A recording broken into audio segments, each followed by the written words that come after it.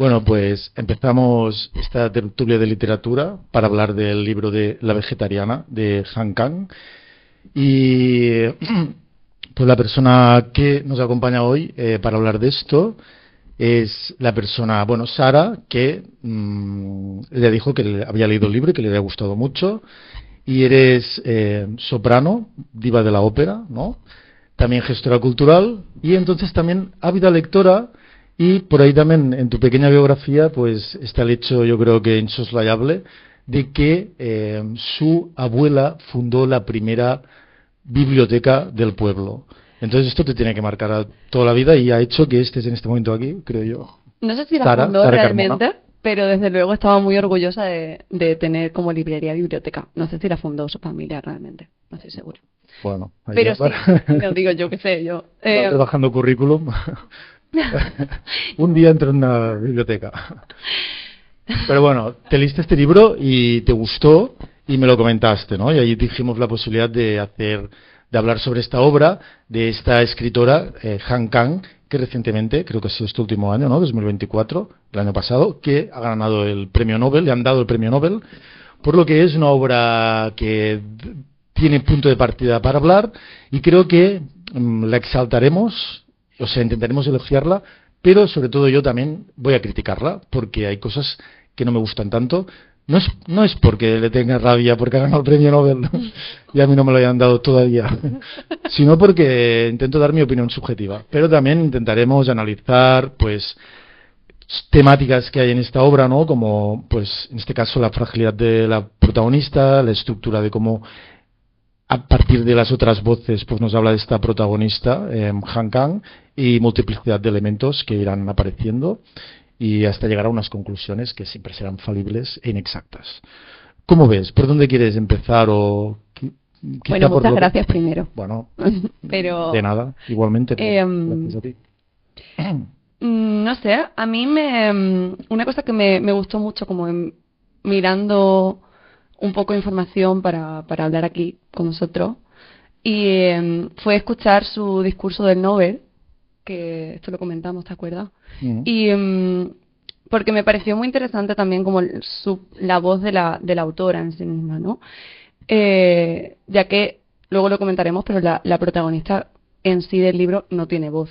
Entonces me pareció muy interesante como ciertas preguntas que la autora planteaba en el Nobel, que le había hecho como escribir este libro porque quería dar respuesta a ciertas preguntas.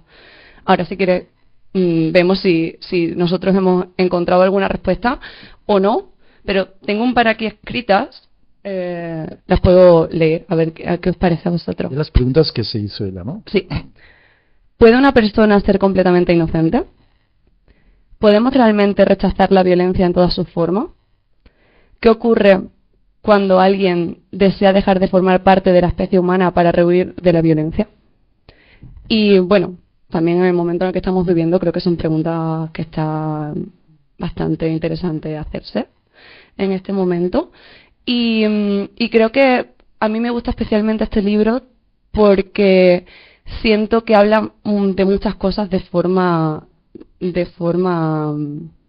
¿cómo se dice? Cuando es entre líneas, entre líneas, exacto. Intrínseca, ¿no? Está por ahí, Intrínseca, entre líneas.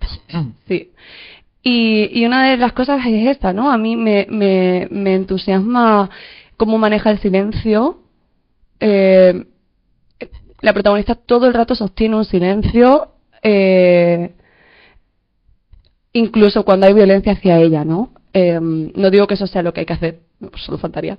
Pero como que esto es una cosa que me llama mucho la atención, entonces pienso que genera una tensión constante y que no nos permite, o sea, nos hacemos todo el rato la movida de que completamos nosotros el personaje, pues ella no habla, ¿no?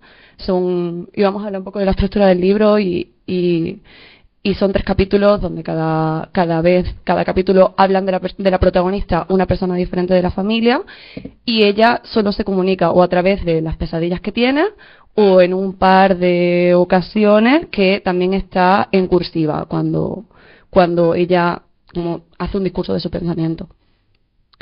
Y bueno, esto me gusta. Crítica, dale. voy a criticar hablando de mí, en el sentido de que me decías que estabas nerviosa, yo te veo ya muy relajada. Yo ya me ha entrado una especie de nerviosismo, no sé por qué, porque yo estaba relajado, pero también un poco de sopor. Por eso en vez de agua me he tomado una Coca-Cola cero, porque digo, a ver si me entra un poquito de energía. También son horas un poquito así extrañas por la tarde. Pero yo le pongo la culpa también a estar hablando de La vegetariana de Han Kang, que es un libro que, por otra parte, una primera crítica, no sé llamarlo aburrido, porque esto sería excesivo, pero sí que es lento, ¿no? También hay una prosodia, un ritmo más oriental quizá, que uno pues le tiene que gustar, que a mí me gusta, pero quizá que no he conectado tanto, aunque también he conectado. Pero me interesa mucho esto, ¿no? Que me digas las cosas por las que te ha gustado a ti y encontrar pues la belleza y luego también poder hacer esta crítica, ¿no? Por ahí podemos partir pues incluso por la temática, esta especie de metamorfosis que hace la protagonista Yoon-hye, ¿no? Yoon-hye, si pronuncio mal el coreano, pues no es lo normal en mí. Que recuerda un poco también otros relatos más clásicos, empezando incluso quizá por las metamorfosis de Ovidio, donde había personajes, muchas transformaciones. Ahí recuerdo, ¿no? Por ejemplo, Dafne, que sus brazos ya en tronco se tornaban, ¿no? O sea, que se convertía en árbol para huir, pues esto, ¿no? De la violencia, creo que era de Apolo, en este caso. Y incluso también lo comparan con Kafka, ¿no? Y su metamorfosis, para ver también esto, un individuo que sufre en su fragilidad pues la violencia de en su entorno familiar, ¿no? Por ahí la proposición temática, como decías tú, a partir de ese discurso del Nobel, ¿no? O bueno, o la discusión donde hablaba de este tema, de este libro, y cómo lo hace con esta estructura que también comentabas, como con ella casi nunca habla y se va construyendo el personaje de ella, que es la protagonista del libro, desde las voces primero del marido, luego del cuñado y después de la hermana. Sí que destacaría, voy a decir lo que yo veo, que los narradores que veo que utiliza, a no ser que me equivoque, pero el marido sí que es curioso que lo hace en primera persona. Empieza hablando el marido desde su yo de relatador, o sea, por tanto, de narrador testigo en primera persona, pero la protagonista es ella. Y los otros están en un omnisciente, que yo diría que es equisciente, que es cuando el narrador lo que hace es focalizar en un personaje y de ese personaje es omnisciente el narrador. Sabe lo que piensa, sabe su biografía y su pasado. Pero de los demás no sabe y por tanto se tiene que plantear lo que ese personaje cree que los demás dicen, piensan, han vivido o vivirán.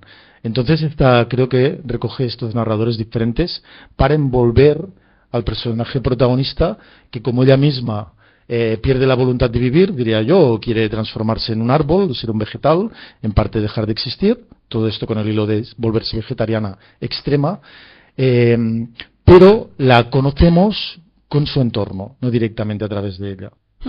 A mí, precisamente hablando de esto, una cosa que me llama mucho la atención es que ella siempre es un objeto, nunca es un sujeto. Siempre es, en el primer capítulo es un objeto prácticamente de desprecio del marido, en el segundo un objeto sexual y como último objeto de compasión de la hermana, pero que nunca en ningún momento llegan a plantearse entenderla, y creo que la empatía no se ejerce de forma pura y sobre todo creo que no está de igual a igual nunca.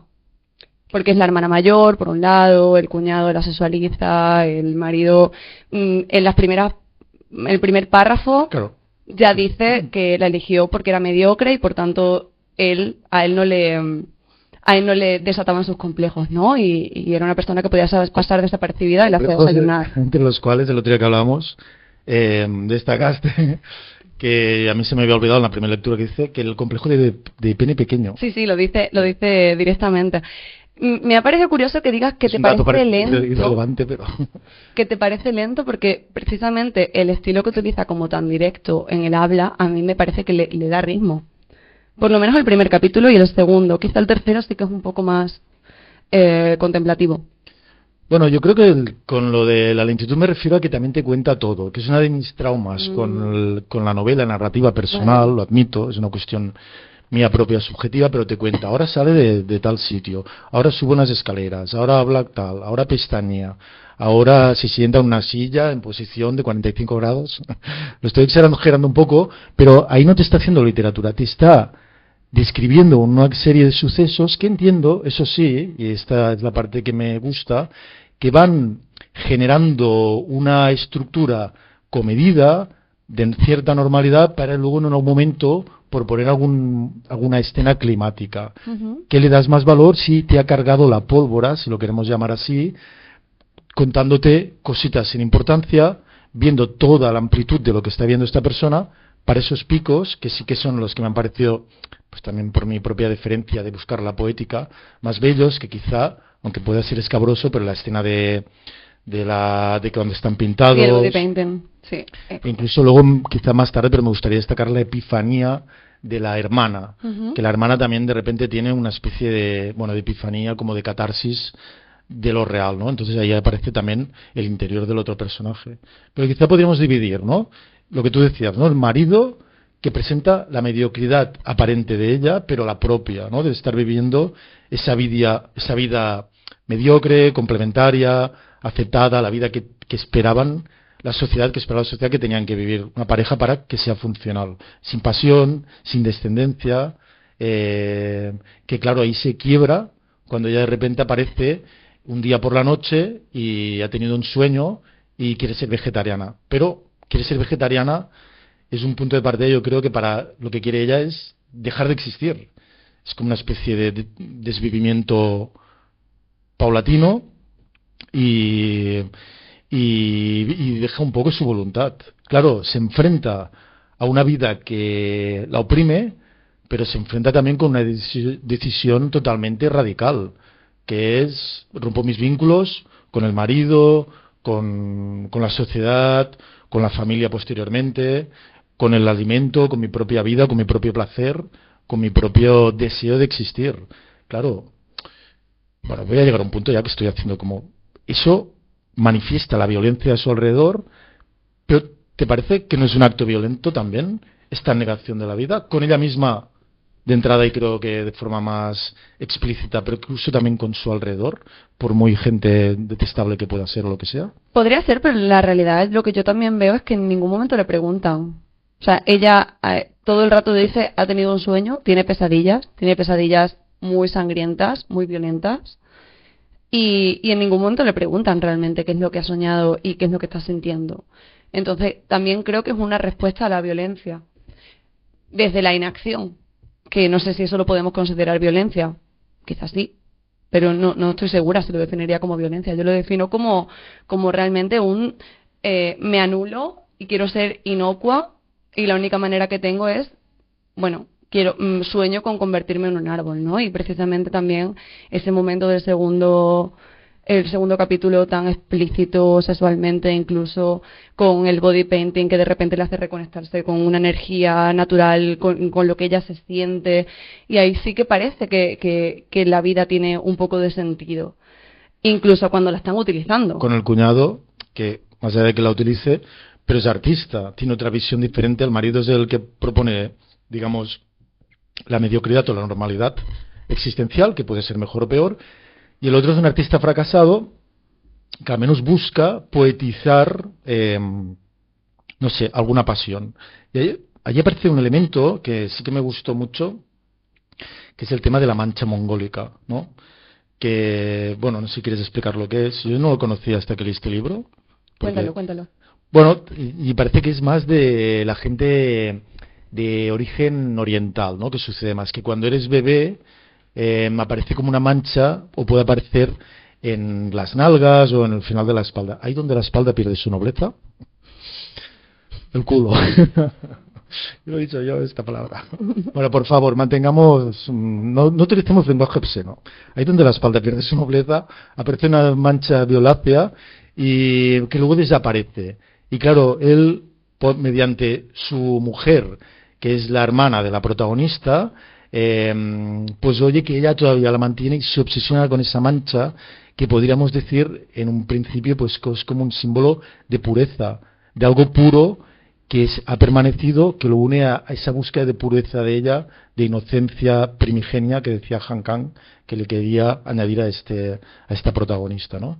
Y cómo él se obsesiona con esta mancha y lo convierte en algo artístico, no sé si también perturbador. Lo convierte también en un fetiche sexual. O sea, ¿estás en contra de los fetiches sexuales? No lo sé. Pero en contra, no lo sé. Pero desde luego siento que en ese capítulo es verdad que lo camufla como algo artístico, pero lo que siente es un profundo deseo sexual por esa persona. Y lo dice explícitamente todo el tiempo, ¿no? Y de hecho, la narrativa de ese capítulo es muy explícita en lo sexual. Y me parece que a mí me gusta también especialmente porque lo veo como muy cinematográfico todo. Volviendo como a lo que hablabas de la descripción, como que puedes imaginarte realmente cada escena. O sea, yo lo estaba viendo, evidentemente, el body painting que le hacía a ella, al compañero de trabajo y luego finalmente a sí mismo. Y esto me gustó mucho. Yo había entendido que la mancha mongólica era verde, no sé por qué. Sí. Algún momento dice que es verde, no sé violácea también, yo he hecho violácea, pero verduzca, sí, es cierto. Bueno, una mezcla, un color intermedio. Sí. Y igual, ahora lo estabas comentando y me estaba como hablando de la pureza, a mí con todo lo objetivizada sexualmente que está y cómo la enfoca y cómo la persigue y cómo todo esto, también el pensar en las manchas de nacimiento, que son una cosa que tienen los bebés y luego desaparecen o no desaparecen, ahí a mí me da un poco de mal rollo, ¿sabes? Lo escucho esa sexualización a una mancha que viene desde el bebé, me da bastante mal rollito, la verdad. Pero bueno, no vamos a cancelar a Han Kang. No, a Han Kang no, pero si Han Kang lo, digamos, que pone el foco. Pero... Decide lo que ha creado todos los personajes. Yo todo el rato veo como una... Es verdad que hay un momento... Bueno, es que yo estoy con lentillas últimamente con un trauma que veo y no veo. Pero tengo por aquí escrito una frase explícita de él, que no la estoy encontrando o viendo, pero dice algo así que como que la imagen de esa mancha mongólica le recuerda al tacto de su hijo cuando nació y era un bebé, y eso le provoca un destello brillante. Claro, lo podemos llevar a un lugar oscuro, esta frase, pero también yo creo que busca, que es lo que también creo que está ahí implícito, una búsqueda de algo que importe, porque están todos los personajes en una sociedad que es la coreana, que no vamos a criticar, pero porque tendrá cosas buenas y malas, o surcoreana, ¿no?, en este caso, pero que sí que hay como en el mundo oriental como muchas más estructuras de cordialidad, de respeto, ¿no?, de aceptación de los roles sociales. Y aquí vemos gente que ha perdido el sentido de la vida, que no digo que la vida tenga sentido también, pero ha perdido esa búsqueda de algo que importe, de algo que le dé sentido. Luego aparecen todos los personajes, incluida la hermana al final, diciendo: yo también estaba a punto de renunciar a todo si no fuera por mi hijo. Porque hay una búsqueda, al menos en este tipo, a través del arte, de algo que refulja, e incluso también lo que busca la protagonista, Jong-hye, que busca, bueno, quiere convertirse en árbol, pero busca algo, busca darle sentido a su vida, ¿no? Y no sé, esta mancha mongólica pues también es algo como primigenio, auténtico, que despierta una pasión de algo sagrado, de algo que está allí más allá de todas las capas de cultura y debatimiento del día a día, de la cotidianidad gris. Yo no digo que nadie tenga razón, digo que sí que hay como una búsqueda, total, una pérdida en muchos personajes de algo que les dé sustancia a su existencia. Sí, como que todos sienten mucha indiferencia por la vida, ¿no? Y al final, en cada capítulo hay como una especie de deseo de buscar algo que nos impregne.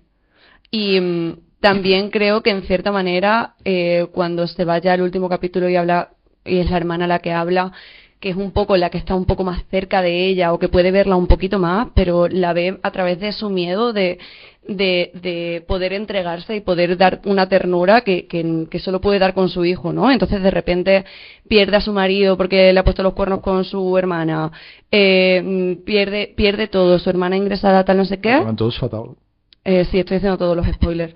Y también una cosa que yo me preguntaba con este último capítulo, que era cuando ya hemos dado todo lo que tenemos y, y si eso no es suficiente para ayudar a alguien, ¿qué hacemos, no?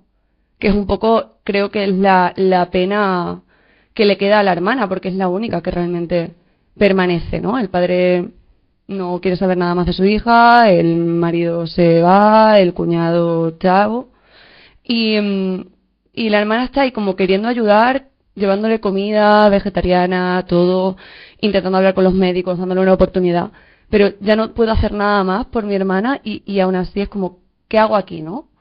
Y esa epifanía que tú querías comentar, me parece que al final es como cada uno entrega su amor como puede y de alguna manera queremos responsabilizar a los otros de que lo reciban bien, porque no somos capaces a lo mejor de conectar, o con quien no somos capaces de conectar es lo que nos genera esa frustración que yo puedo leer en una compasión desmedida por la hermana sin llegar a profundizar en lo que está sintiendo la protagonista. Sí, al final tampoco puede hacer mucho más porque la otra renuncia totalmente a ingerir alimentos, a vivir y le hace un acompañamiento o lo que puede, ¿no? Bueno, aquí, ya que has sacado el tema de esta epifanía, la hermana, hay un momento que reflexiona cosas como que ya había tenido unos pólipos en el conducto femenino, voy a llamar así. ¿Dónde los tenía? ¿En el útero, en las trompas de falopio? No me acuerdo. En la vagina. Vale. Bueno, ponía en el libro, y lo he apuntado.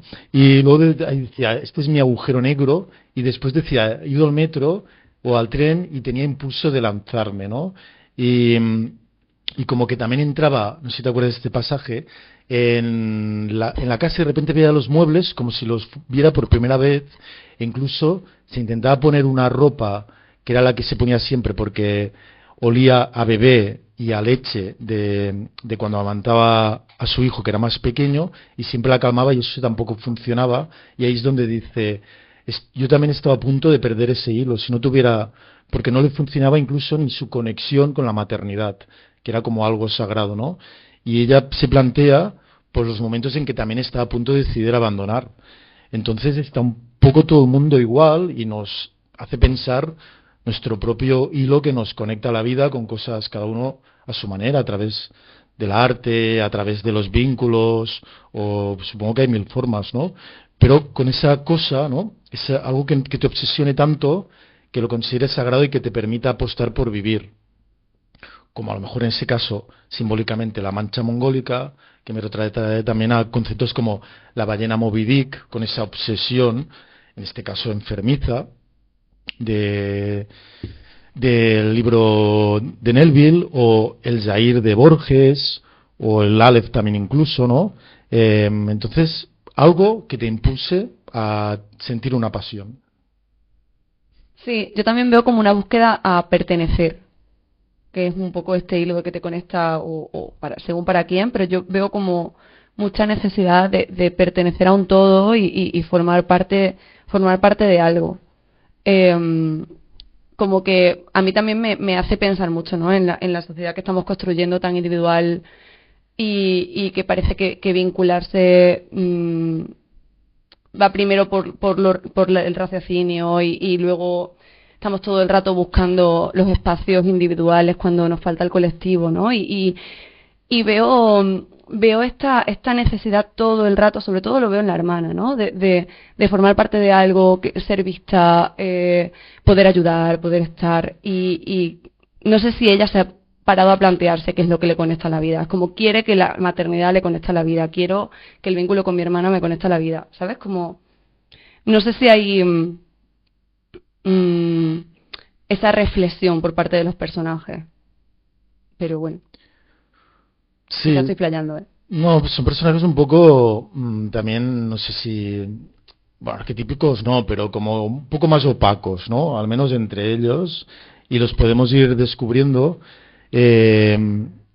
pero con lo que decía, ¿no? De romper el vínculo con lo sagrado, ahí me preguntaba hasta qué punto, pues, este punto de partida de Han Kang, ¿no? Con un personaje que rompe el vínculo con lo sagrado, comer, o sea, comer comer carne.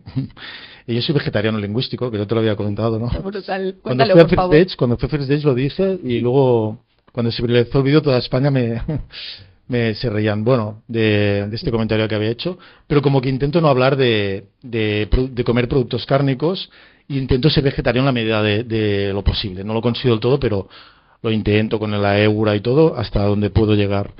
Podría llegar más, pero bueno, hago lo que puedo. ¿Qué estaba diciendo? ¿Por qué he sacado este tema? Porque es vegetariano lingüístico. Vale, sí. Yo vegetariano lingüístico, pero me gustaría ser vegetariano total, porque es una opción que me parece ética, cada uno que piense la suya. Pero claro, ella no quiere ser vegetariana.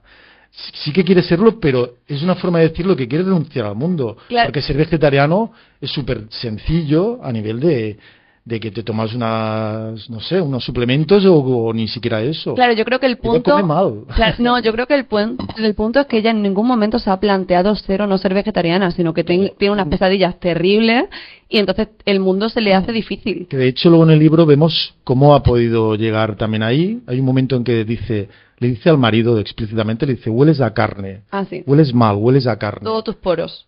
Y luego también hay unas reminiscencias en que, aparte que la figura paterna, cuando se reúnen, intenta obligarla y ejerciendo la violencia a que coma, entonces ella, bueno, se revela violentamente hacia sí misma, pero luego también aparece una analepsis, un flashback, a que en la infancia un perro la mordió y el padre cogió al perro, lo ató a la moto, lo arrastró durante bastante tiempo hasta que el perro pues también se desvivió y luego sugieren que lo cocinaron y lo consumieron en la cena familiar. Sí, de hecho dice explícitamente que cuando no le pegas, no le golpeas, sino que el perro expira, la carne está más tierna.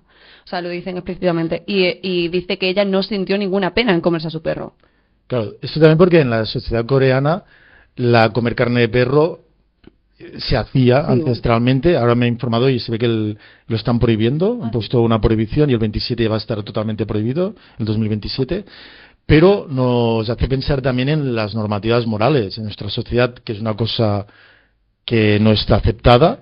Pero en otra sociedad, pues justamente, y aquí sí que está aceptado, pues consumir la carne de otros. Claro, tenemos un perrito en la sala. Qué pobre sea. No pasa nada, mi ají no da ni para medio bocado. Ya. No lo había pensado, normalmente no.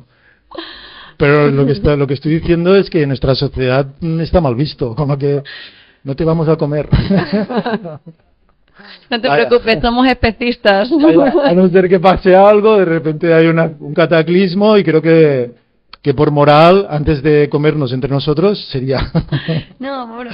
Porque hay como una gradación. O no sé, o quizás sería el único que sobreviviría y nos comería a todos. ¿Qué estábamos diciendo? No sé, porque... comer perro. Porque ella tiene también este trauma interno y luego pues esto, imagínate, si nos fuéramos ahí, ¿no? Bueno, cierro el tema. Pero que viene de cosas profundas, que quizás hasta ahí es renunciar a cierta brutalidad que a veces está como implícita, pero también es una decisión totalmente radical, que no es hacerse vegetariana, sino que renunciar a la vida y al final querer ser un vegetal, querer no formar parte de la especie humana por la crueldad a la que se ve sometida.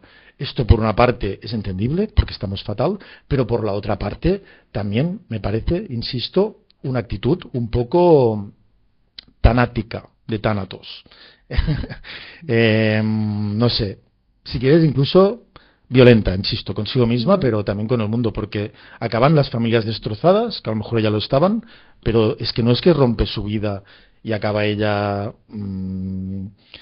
pues esto, fatal, ¿no? Yo creo que muere y todo al final. Bueno, pues spoilers, pero ya. Sino que todo el mundo acaba separado, destruido, su familia. Claro, no sé. Bueno, sí. Yo no había entrado a juzgarla, la verdad, pero sí, total. Yo juzgo a todo el mundo, o sea, juzgo la situación que ha creado Han. Sí, no. Pero claro, insisto, creo que es como llevar al extremo el individualismo.